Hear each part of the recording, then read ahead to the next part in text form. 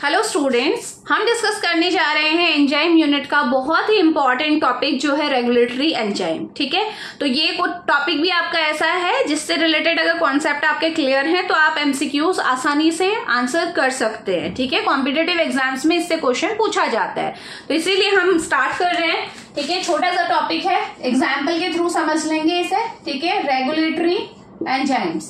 देखो, एंजाइम्स के बारे में हमने क्या पढ़ा था कि एंजाइम क्या है, आपके बायोकैटालिस्ट हैं जो कि रेट ऑफ रिएक्शन को बढ़ा देते हैं, एक्टिवेशन एनर्जी को लोअर कर देते हैं। पिछले लेक्चर में मैंने एक्टिवेशन एनर्जी के बारे में आपको बताया है, जिसे गिब्स फ्री एनर्जी भी बोलते हैं। ठीक है, वो उस पर हम नहीं जा रहे, लेकिन अब हम बात कर रहे हैं कि रेगुलेटरी एंजाइम्स क्या होते हैं। ये एंजाइम्स वो एंजाइम होते हैं जिनको हम रेगुलेट कर सकते हैं, यानी कि बॉडी में ऐसे मॉलिक्यूल्स प्रेजेंट है जो उनका रेगुलेशन कर सकते हैं। देखो, ऐसे जो एंजाइम होंगे ना, सपोज अगर ये एक एंजाइम है, ठीक है, ये एंजाइम है, तो ऐसे एंजाइम्स पे दो साइड होती है। ठीक है, एक साइड ये है, एक साइड ये है। ये साइड तो इनकी होती है कैटालिटिक साइड, यानी कि नॉर्मल आज तक आप एंजाइम के बारे में जो पढ़ रहे थे वो यही है कि ये क्या करते हैं, कैटालिसिस करते हैं। कोई भी सबस्ट्रेट आएगा, इस साइड से बाइंड होगा और अपना इफेक्ट दिखाएगा, यही पढ़ा है। लेकिन ये जो एंजाइम होते हैं रेगुलेटरी एंजाइम, इसमें क्या होता है, आपका कैटालिटिक साइड के अलावा एक और साइड प्रेजेंट होती है जिसको हम क्या बोलते हैं, रेगुलेटरी साइट। ठीक है, अब ये रेगुलेटरी साइट क्या होती है, ये रेगुलेटरी साइट में कोई भी मॉलिक्यूल जो रेगुलेशन करता होगा इस एंजाइम का, वो आएगा, बाइंड होगा, वो इस एंजाइम को मॉड्यूलेट कर देगा। मॉड्यूलेशन दोनों तरीके का हो सकता है, पॉजिटिव और नेगेटिव। अब इसे समझिए क्या है। अगर कोई मॉलिक्यूल आ रहा है, सपोज ये एक एंजाइम है, इसकी एक्टिविटी को हमें क्या करना है, हमें लग रहा है कि ये बहुत ज्यादा इसकी जरूरत नहीं है, तो मॉलिक्यूल आएगा, रेस्पेक्टिव मॉलिक्यूल आएगा और यहाँ बाइंड होगा रेगुलेटरी साइड में, और इसको क्या कर देगा, इसके फंक्शन को स्लो डाउन कर देगा। समझ रहे हो।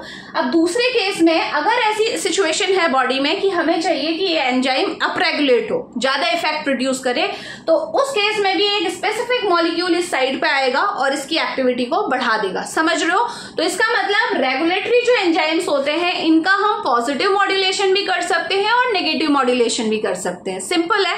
चलिए, इसको हम समझते हैं एक एग्जाम्पल से। ये मान लीजिए ये जो हमारा एंजाइम है, इसका नाम है फॉस्फोफ्रक्टो, और ध्यान में रखिएगा कि सारे एंजाइम रेगुलेटरी एंजाइम नहीं होते हैं कि जिन्हें आप रेगुलेट कर सको। अब ये हमारा एंजाइम है फॉस्फोफ्रक्टोकाइनेज। कहाँ पढ़ा हुआ है आपने, ग्लाइकोलिसिस में पढ़ा हुआ है। जब ग्लाइकोलिसिस के आप स्टेप पढ़ते हो ना, ग्लूकोज कन्वर्ट होता है ग्लूकोज 6 फॉस्फेट में, ग्लूकोज 6 फॉस्फेट कन्वर्ट होता है फ्रक्टोज 6 फॉस्फेट में, फ्रक्टोज 6 फॉस्फेट कन्वर्ट होता है फ्रक्टोज 1,6 बिस फॉस्फेट में। तो ये कन्वर्जन कौन कराता है, यही तो एंजाइम है जो करा रहा है ना। इसका मतलब जो हमारा ग्लाइकोलिसिस में फ्रक्टोज है ना, ग्लूकोज नहीं, ग्लूकोज तो फ्रक्टोज में बदल गया है, तो ये बात हो रही है फ्रक्टोज की। ग्लाइकोलिसिस मैं अभी नहीं बता रही हूँ, ठीक है, वो ग्लाइकोलिसिस में हम पूरा पढ़ेंगे। तो फ्रक्टोज 6 फॉस्फेट जो होता है वो किस में कन्वर्ट होता है, बताया मैंने आपको, फ्रक्टोज 1,6 बिस फॉस्फेट में।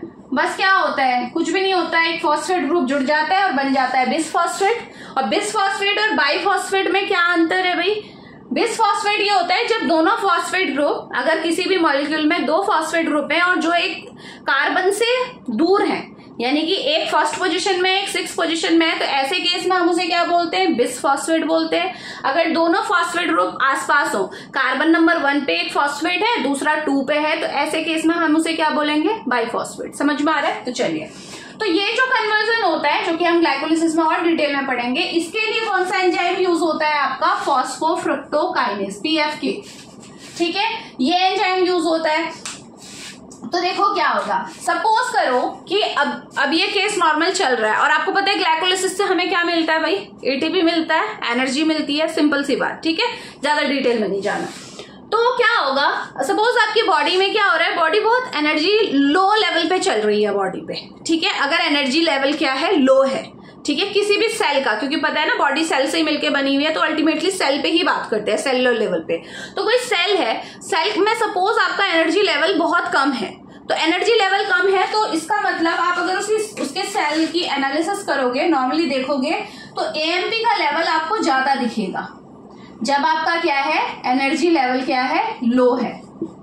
ठीक है, लो एनर्जी लेवल जब रहेगा तो एएमपी का लेवल आपको ज्यादा दिखेगा। ठीक है, एएमपी का ज्यादा होना मतलब एटीपी टूट गए हैं, एएमपी बहुत ज्यादा हो गया है, यानी कि जितनी एटीपी थी वो सारी यूज हो चुकी है। ठीक है, तो ये सिग्निफाई करता है एएमपी का लेवल अगर सेल के अंदर ज्यादा है तो इसका मतलब समझ जाइए कि एनर्जी लेवल कम है। तो अब हमारी बॉडी को क्या चाहिए, उस सेल्स को क्या चाहिए, उस सेल को चाहिए कि ज्यादा एनर्जी बने, यानी कि ज्यादा एटीपी बने। तो वो क्या चाहेगी कि ये जो फॉस्फोफ्रक्टोकाइनेज जो एंजाइम है इसकी एक्टिविटी बढ़ जाए, ताकि जल्द से जल्द ये आपकी रिएक्शन आगे की ओर बढ़े और फाइनल हमें एटीपी मिले ग्लाइकोलिसिस से।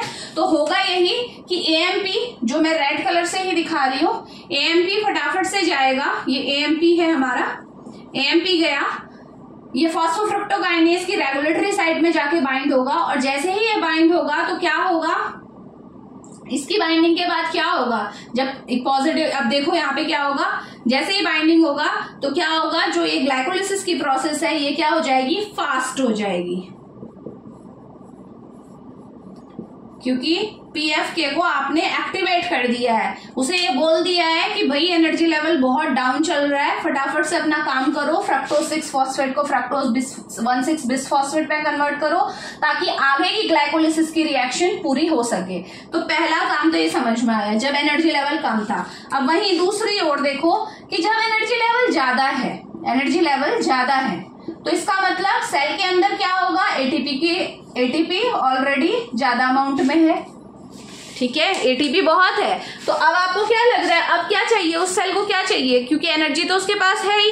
तो ऐसे केस में क्या होगा, ये जो पीएफके है इसको क्या कर दिया जाएगा, नेगेटिवली मॉड्यूलेट कर दिया जाएगा, यानी कि इससे कहा जाएगा भाई स्लो हो जाओ, हमें अभी जरूरत नहीं है कि ग्लाइकोलिसिस फटाफट हो, नॉर्मल स्पीड से हो या फिर स्लो स्पीड से हो, क्योंकि ऑलरेडी हमारे पास एटीपी है। तो ऐसे केस में क्या होगा, एटीपी ब्लू कलर से शो कर रही हूं मैं, तो एटीपी जाएगा, ये एटीपी है हमारा, एटीपी गया, इसी ही साइड से, सेम साइड से बाइंड होगा, रेगुलेटरी साइड से, और ये क्या कर देगा आपका, जैसे ही ये बाइंड होगा, मैं ब्लू कलर की लाइन से शो कर रही हूँ, ये क्या कर देगा, स्लो डाउन कर देगा ग्लाइकोलिसिस की प्रोसेस को। समझ में आ गया कैसे हमारा एक एंजाइम जो है वो रेगुलेट हो रहा है बाय मॉलिक्यूल्स, एटीपी और एएमपी कैसे इसे रेगुलेट कर रहे हैं। ये केवल एक एग्जांपल था, इसके अलावा और भी बहुत सारे एंजाइम हमारे पास हैं, जैसे ग्लाइकोजन फॉस्फोराइलेज है।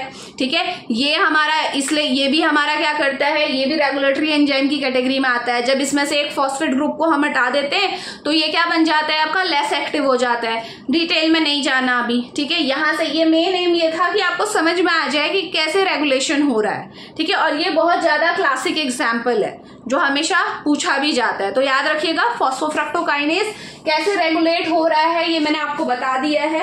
ठीक है, अदर्स में मैं बता चुकी हूँ, ग्लाइकोजन फॉस्फोराइलेज है आपका, एस्पार्टेट ट्रांसकार्बोमाइलेज है, ये भी हमारे एंजाइम्स हैं जो सेम इसी तरीके से आपके वर्क करते हैं या फिर रेगुलेट होते हैं। तो ये था रेगुलेटरी एंजाइम। आई होप आपको समझ में आ गया होगा।